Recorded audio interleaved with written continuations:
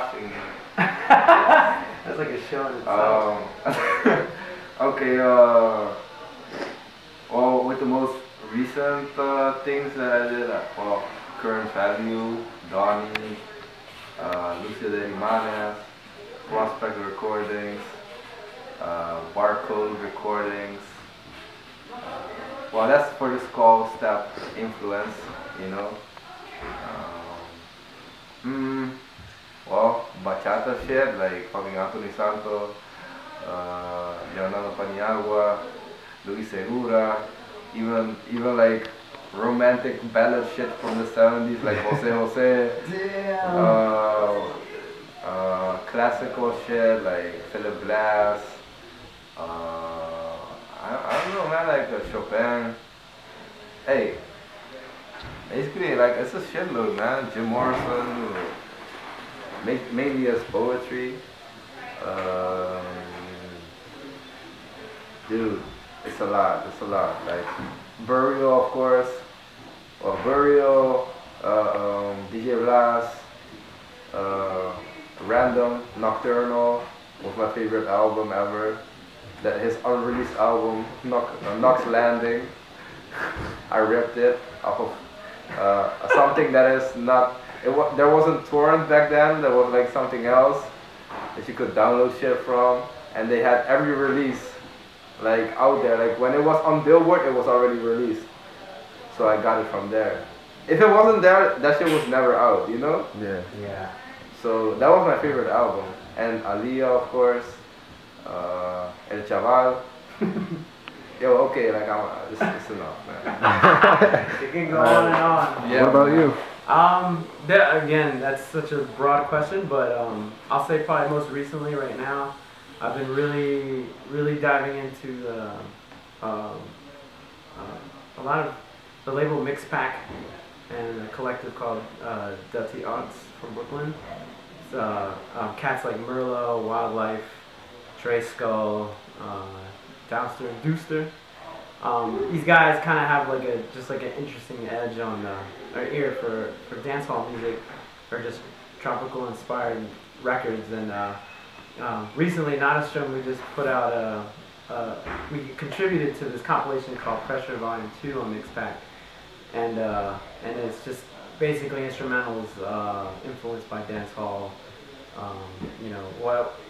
Just dub and stuff like that. So I don't know. I just been kind of intrigued more so on dubby things, especially like things from the Basic Channel, Rhythm and Sound group from it's like German minimal techno meets dub, and Matt Nordstrom of course put me onto that, and so a lot of really deep sounds, and it's kind of been intriguing my head. Been intriguing to me, and it's got me scratching my head and trying to putting me onto like new frequencies and such, and it's been inspiring in the studio for me, and it's also fun to dissect and try to do your best to figure those sounds out.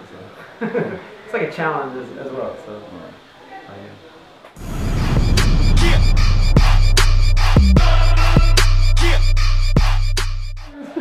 Oh man. What's your pet peeve?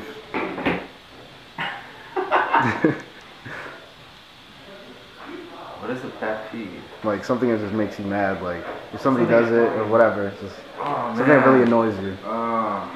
Oh man, Azealia Banks. Who? Azealia Banks. What else? Oh man, not like I can't think of something right now. Like Are we cool? Okay. Like if somebody would do something to you, like what would really annoy you? Let's have Dave answer this question first. Let's see, pet peeves. It takes a lot to really get on my nerves. I'm a pretty laid back dude, but if something will okay, like see, for example, tonight, it's a sold out show, and people in DC, especially some friends of mine, have known what was gonna happen, so they continue to berate and blow my phone up, thinking that they can get plus 20 people on the list, blah blah blah, and I'm just like, hey man, kind of knew about this a while ago, told you guys.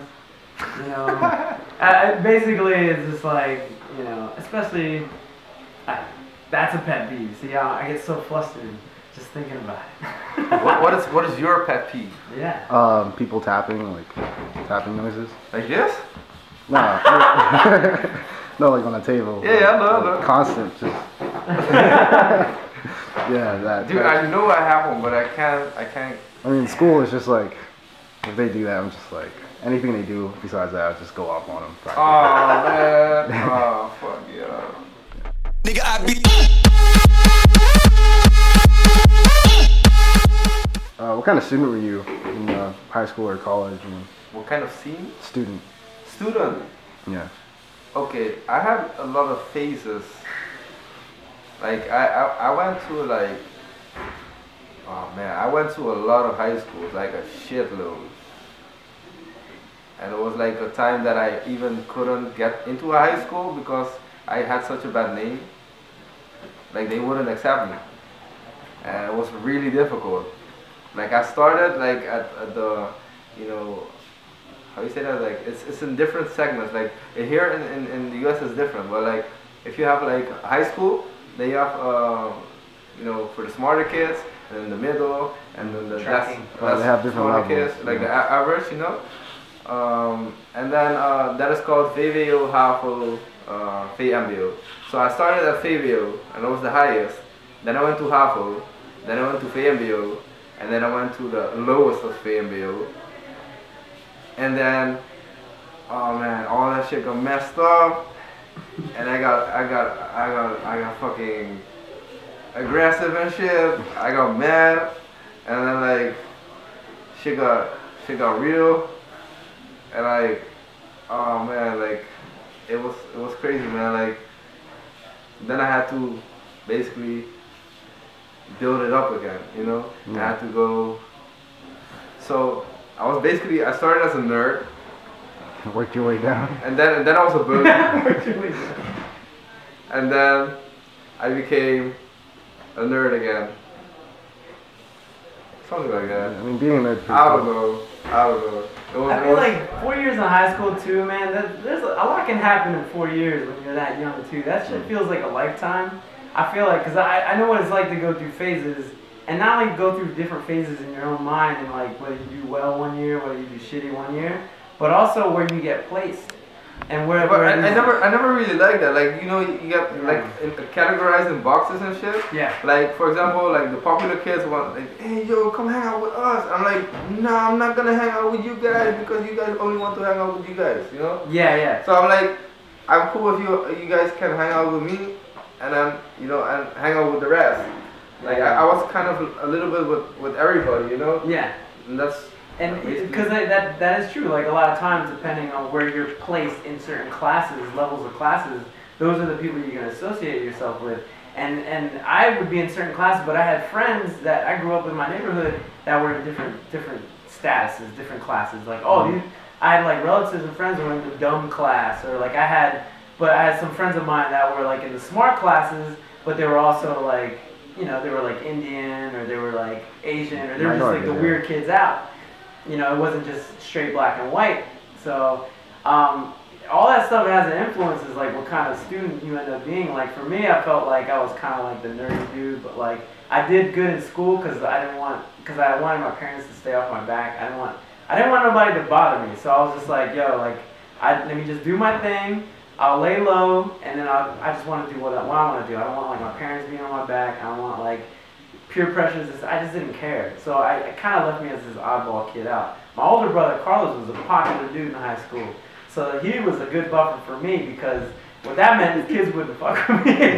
Older kids would like look at me and want to kick my ass because like, nah, that's Carlos's bro. He's cool. I'm like, oh my god. But you know, that's just being a kid though. You know, being a student in public high school was a really interesting time. Where'd you go? I went to High Point High School. Oh, you know them? Prince George's County. Oh, alright, cool. It was good times, man. Yeah, I went like to 14 different high schools, man. Did you stay in like the same area, or did you move a lot? I remember a period that I didn't move a lot. Like I remember there was one period that I wanted to go to another school because they kicked me out from one school, and I couldn't go in any school in the entire of Rotterdam. Damn. I appointed myself in every school and they didn't want it. So I had to get the city council to get me to a school because they wouldn't let me. Oh my god. It was crazy, man. It was crazy, yeah. And some kids just don't want to go to school. Yeah, I wanted to go to school, you know. I wanted to learn, like, you know. Yeah. But it took a lot, man. It took a lot.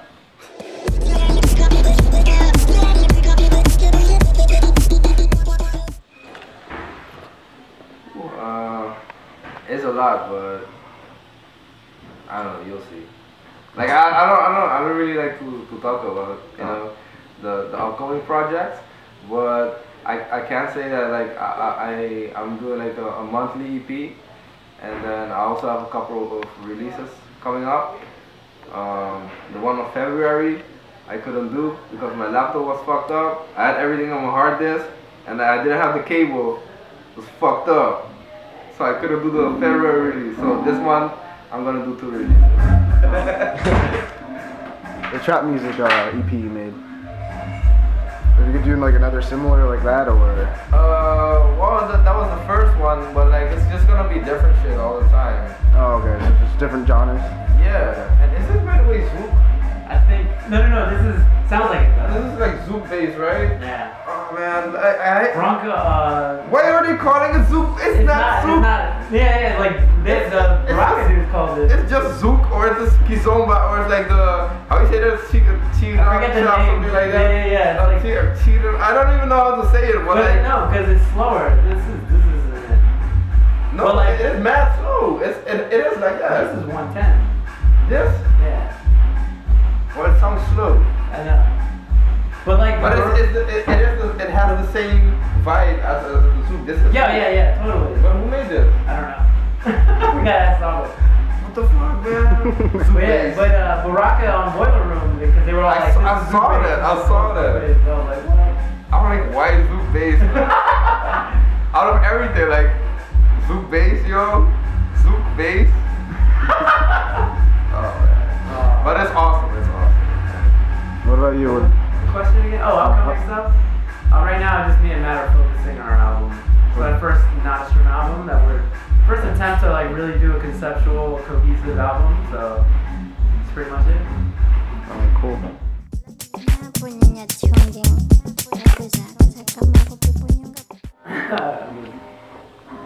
I like to go to theme parks if I can. Yeah. I did in LA with some fans. Fucking awesome. And I don't know, just listening to music, hang out, eat. We're in an amusement park. That's pretty much. Yeah, man, shit. I don't know, whatever. Take it by day. It's a tough question when music is pretty much your life. Yeah. Not because you feel like you have to, but it's just is. This is how it is. Like, if I'm not DJing, I'm probably in the studio working on music. And if I'm not in the studio working on music, I'm probably hanging out with friends listening to music. And if I'm not doing that, I'm with my fiance and we're listening to music on the way to go somewhere to listen to more music.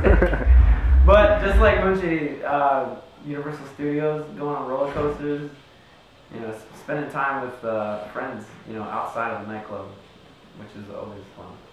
Definitely. Daytime life. Yeah, man. And food. Definitely.